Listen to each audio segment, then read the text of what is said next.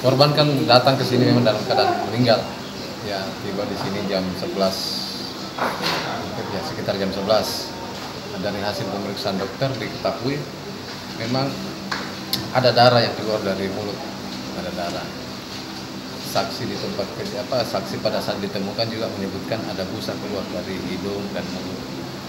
Nah, ternyata di pemeriksaan dokter tadi diketahui bahwa korban ini dalam keadaan hamil. Hamil, dan untuk memastikan itu dilakukanlah pemeriksaan USG dan memang sudah dipositifkan memang hamil. Kira berapa bulan? Tadi dokter memperkirakan 6 atau 7 bulan, tapi ada bidan kita panggil.